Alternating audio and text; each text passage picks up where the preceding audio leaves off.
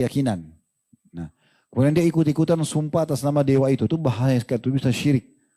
Ya, karena memang itu sudah dianggap saingannya Allah. Ya. Ini bukan sumpah hanya sekedar memuliakan sesuatu, tapi memang menyamakan dengan Allah SWT. Nah, pernah di masa Nabi SAW ada seorang sahabat, dia baru masuk Islam. Baru aja masuk Islam.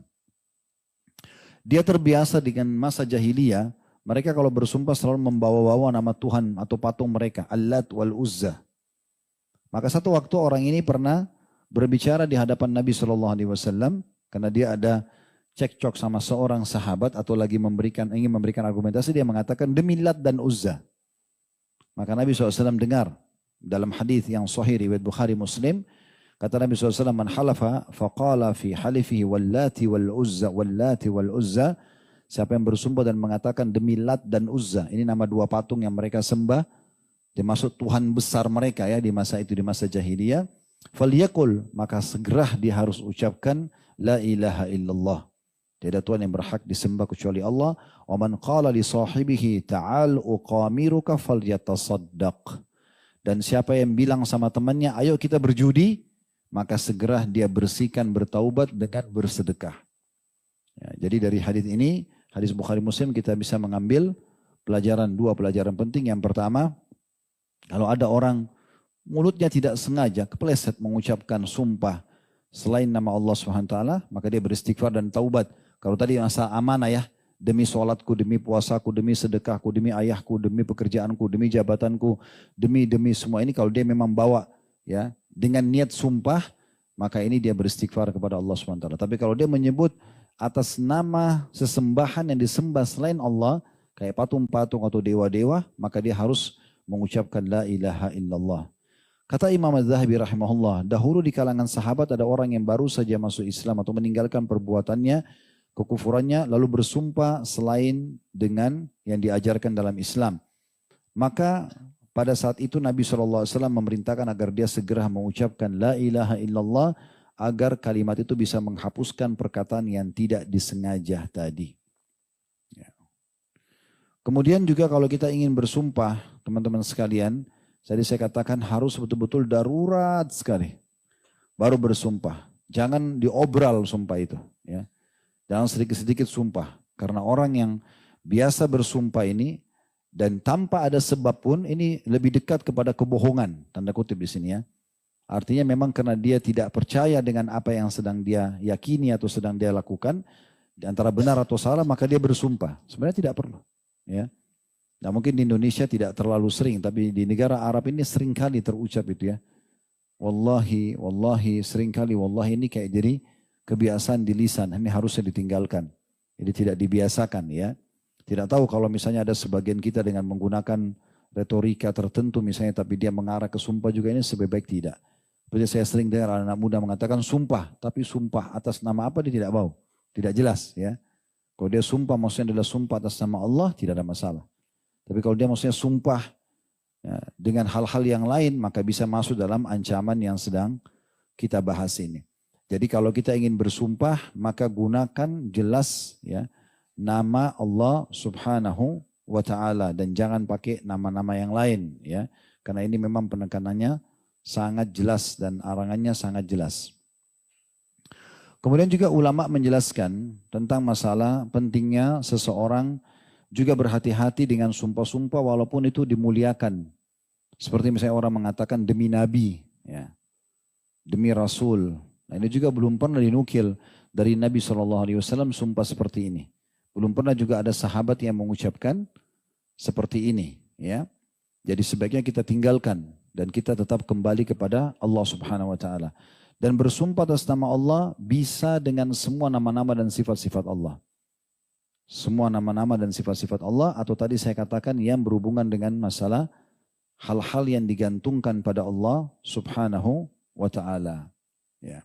Jadi ini berhubungan dengan masalah sumpah dan juga makna daripada amanah itu sendiri. Yang terakhir teman-teman sekalian tentang masalah falaysa minna, bukan dari golongan kami. Apa makna daripada potongan sabda Nabi SAW falaysa minna, bukan dari golongan kami. Penyampaian ini berarti kata para ulama berisikan ancaman-ancaman yang sangat tegas. agar umat Islam jangan pernah masuk ke dalam poin itu. Bisa bermakna bukan ajaran dari kami. Maksudnya dari ajaran Nabi SAW untuk bersumpah dengan amanah tersebut. Atau yang kedua, dengan dia makna yang lainnya adalah dia menganggap bahwasanya atau dianggap orang yang mengatakan, orang yang melakukan perbuatan ini berarti bukan dari perbuatan umumnya muslimin. Dan dia harus segera meninggalkannya. Karena memang perbuatan seperti ini keluar dari ajaran agama Islam. Maksudnya tidak dicontohkan oleh Nabi alaihi salatu wassalam. Kemudian kita juga akan menambahkan sedikit tentang masalah bagaimana kalau seseorang sudah terlanjur bersumpah atas nama Allah subhanahu wa ta'ala. Saya akan coba bacakan firman Allah subhanahu wa ta'ala. Kalau seandainya seseorang itu mengatakan wallahi, dia sudah gunakan nama Allah, tallahi, atau demi Tuhan, ya, Ka'bah misalnya, demi pencipta langit dan bumi. Tapi ternyata dia salah. Apa yang harus dia lakukan? Dia harus bertobat kepada Allah subhanahu wa ta'ala. Dan kemudian dia kembali kepada surah Al-Ma'idah, surah nomor 5 ayat 89. Ini pembersihan, namanya kafarah. Ya. Jadi tidak cukup dengan taubat karena sudah terlanjur menggunakan sumpah Allah, maka dia harus bersihkan sumpahnya tadi, kesalahannya maksudnya. Makanya teman-teman kalau mau sumpah itu harus betul-betul sudah yakin benar, itu pun tidak usah sumpah. Kalau darurat dimohon, diminta baru kita sumpah. Nah kalau sumpah ini salah, maka surah Al-Ma'idah menjelaskan kepada kita dengan melakukan yang pertama memerdekakan budak. Nah, kalau di masa kita sekarang mungkin sudah tidak ada ya budak itu, tapi diberdekakan budak. Dan ini berat sebenarnya. Karena beratnya pelanggaran sumpah yang salah ini sampai membuat kita harus bersihkan dengan beli budak. Jadi budak itu di pasar dulu dijual, kemudian kita beli lalu bebaskan. Atau memberi makan 10 orang miskin.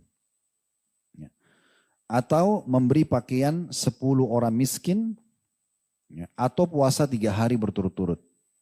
Nah ini pilihannya. Teman-teman bisa buka surah Al-Ma'idah ya, ayat 89.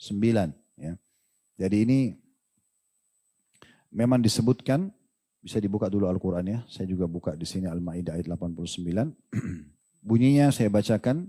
La yu'akhidukumullahu billagwi fi aimanikum walakin yu'akhidukum bima akkadtumul aiman.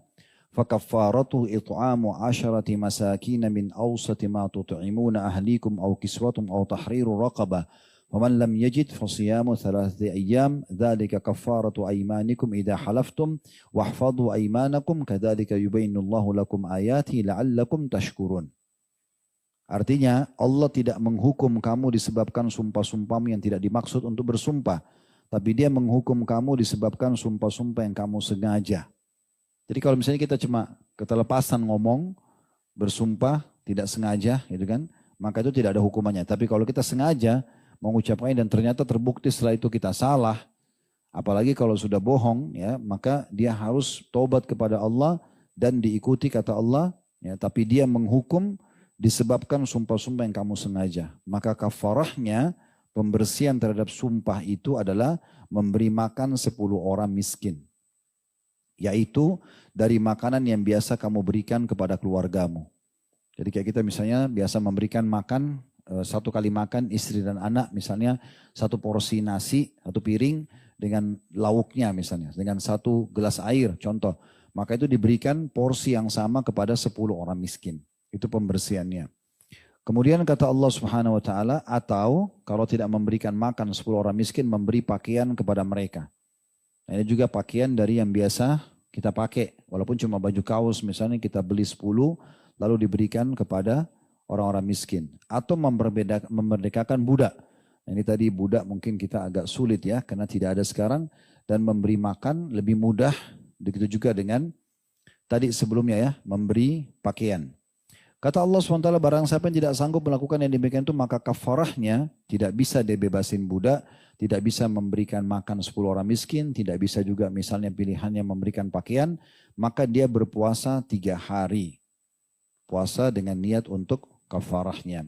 Yang demikian itu adalah kafarah sumpah-sumpahmu bila kamu bersumpah, atau dalam kurung bila kamu langgar. Dan jagalah sumpahmu. Nah dari potongan jagalah sumpahmu ini ulama mengatakan maksudnya adalah jangan dipermainkan. Jangan diucapkan kalau tidak diperlukan. Nah, pada saat diperlukan saja baru kita ucapkan. Kemudian Allah mengatakan demikianlah Allah menerangkan kepadamu hukum-hukumnya agar kamu bersyukur kepadanya. Agar kamu bersyukur kepadanya.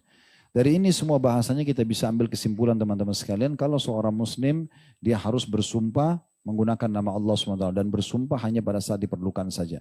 Yang kedua tidak boleh bersumpah dengan sesuatu yang walaupun kita muliakan karena dia dianggap kalau selain Allah, karena dia dianggap bersumpah kepada selain Allah Subhanahu wa taala. Kalau dia berkeyakinan bahwasanya apa yang dia gunakan namanya itu setara dengan Allah bisa masuk dalam syirik besar.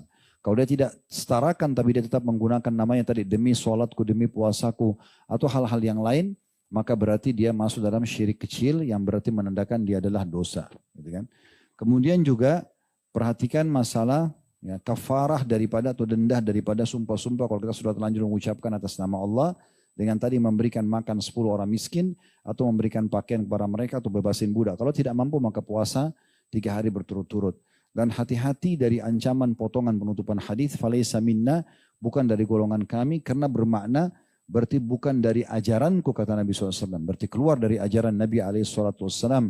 Kalau yang bersumpah dengan amanah, atau juga bisa bermakna adalah ini bukan dari perbuatan yang harus umatku lakukan.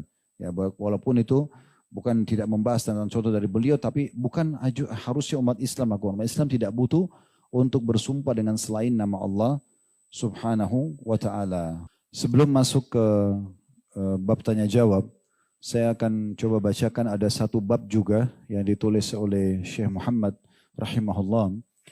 Bab setelah tadi bersumpah atas nama amanah yang dilarang oleh Nabi SAW, ada bab nahi anil halaf bimillati ghairil Islam. Ada juga bab larangan bersumpah dengan sebuah agama selain Islam. Ini juga masuk dalam bahasan kita tentunya. Jadi kalau seseorang hanya bersumpah atas nama Allah Subhanahu wa taala itu diajarkan oleh agama Islam. Hadis yang melarang tentang masalah sumpah selain daripada agama Islam ini juga sangat jelas diriwayatkan oleh Bukhari Muslim dari hadis Abu Zaid radhiyallahu anhu. Dia berkata Rasulullah SAW bersabda man halafa bimillati ghairil islami kadiban muta'ammidan fahuwa kama qala. Barang siapa yang bersumpah dengan sebuah agama selain Islam secara dusta dan sengaja, maka dia seperti yang dia katakan.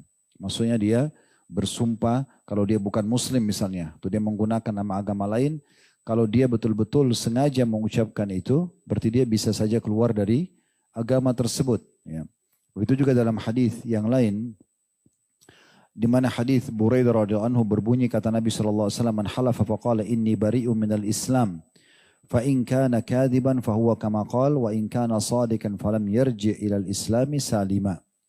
Barang siapa yang bersumpah kemudian berkata aku berlepas diri dari Islam, seakan-akan dia mengatakan saya bukan muslim. Jika dia dusta maka dia sebagaimana yang dia katakan. Maksudnya dia dianggap sudah bukan muslim. Kalau dia mau taubat dia harus mengucapkan syahadatnya lagi. Jika dia jujur maka dia tidak akan pernah kembali ke Islam dalam keadaan selamat. Maksudnya tidak diterima lagi ke dalam Islam. Kalau dia pakai sumpah ya.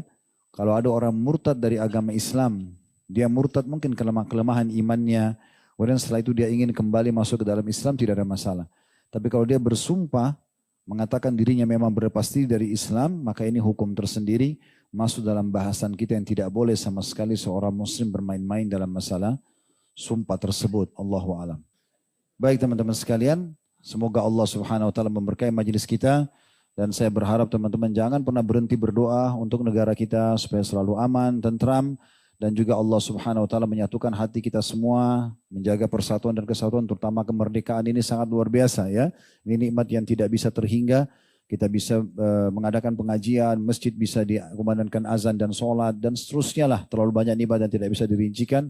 Berapa banyak saudara-saudara kita yang mungkin mereka belum merasakan kenikmatan ini, maka banyak bersyukur dan berdoa kepada Allah Subhanahu wa taala dan doakan juga kebaikan untuk para pemimpin agar mereka bisa mendapatkan hidayah. Mereka bisa terpandukan dengan baik. Sebagaimana Umar pernah berkata radhiyallahu anhu, andai saja ada satu doa saya pasti mustajab, maka saya akan arahkan agar Allah memperbaiki para pemimpin. Karena kalau dia baik, baik semua masyarakat. Kalau dia buruk, maka bisa berefek juga buruk tentunya. Ya, saya tidak berbicara kepada siapapun atau tentang siapapun. Tapi ini hukum syariat yang berlaku dari zaman Nabi SAW sampai hari kiamat nanti. Semuanya memang kita diperintahkan untuk berlaku seperti ini. Allahu a'lam. Kalau benar dari Allah, kalau dasar dari saya mohon dimaafkan. Subhanakallahumma bihamdika. Asyhadu an la ilaha illa anta astaghfiruka wa atubu ilaik. Wassalamualaikum warahmatullahi wabarakatuh.